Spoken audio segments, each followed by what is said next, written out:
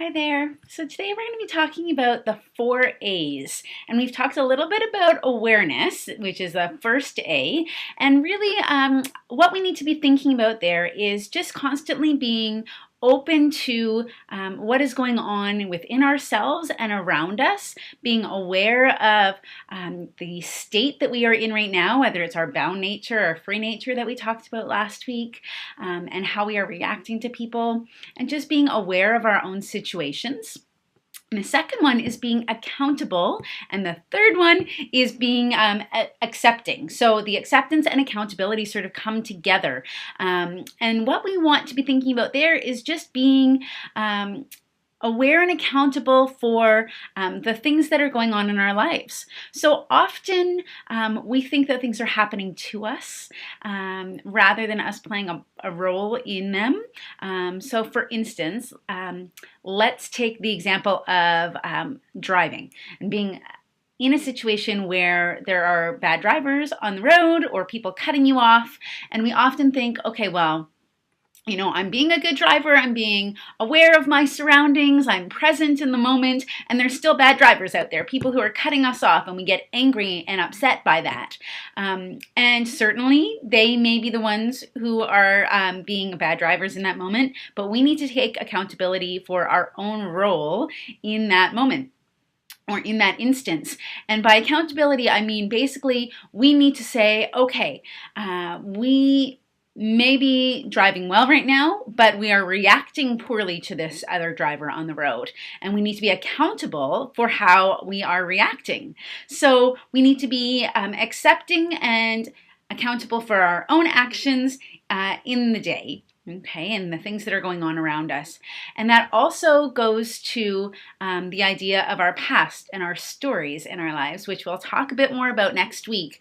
But basically, even as a child, we have these stories of our childhood and the things that have happened to us in our childhood. But I bet you any money, if you talk to other people who played a role in those stories, whether it's your parents or your siblings, they'll have a completely different outlook on that story than you do. So even in those types of instances, we need to be accountable and aware and accepting of the fact that our stories are just that. They're stories. They're ideas that we have in our head of something that may have happened, but they may not be actuality.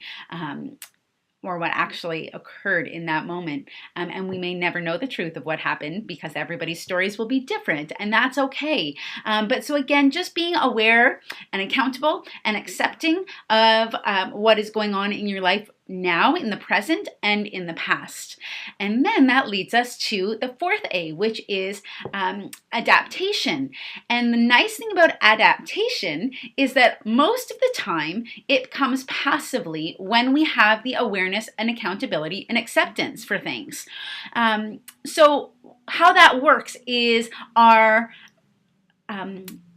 conscious mind and our unconscious mind playing each of their own roles. So our conscious mind means that we are conscious in a moment. We are currently aware of what's going on. But our unconscious mind plays a huge, huge part in our day-to-day activities without us being aware because we're unconscious of it. So basically what happens is our unconscious takes over.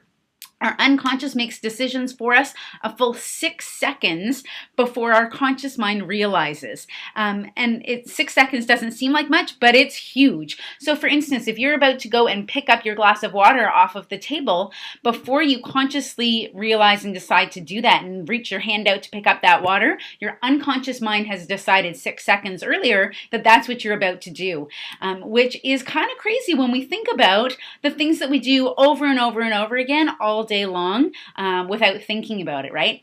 Have you ever been driving a car and gotten somewhere and gone, oh my goodness, I don't even know how I got here. Was that light green that I just went through? Because my mind was somewhere else. And your unconscious mind basically had taken over in that moment to make sure that you were driving and continuing to drive while your conscious mind was thinking about something else, which is kind of scary in that moment when you realize that. But that's an example of your unconscious mind taking over for you in your day-to-day activities. So how that works with our passive adaptation is that when our conscious mind becomes aware of something, then our unconscious mind can take over and start making changes for us without us physically having to do it. So another example of that would be food journaling. So I've probably told you this story before, but I have a lot of clients who come to me and tell me how great their nutrition is and that they're good. They don't need help with their nutrition. And I say, that is fantastic. I want you to write out your food and everything you're putting into your body for 3 days, and then we will chat about it again. And just by them writing out what they're eating, they start to realize the issues or things that they can be improving on.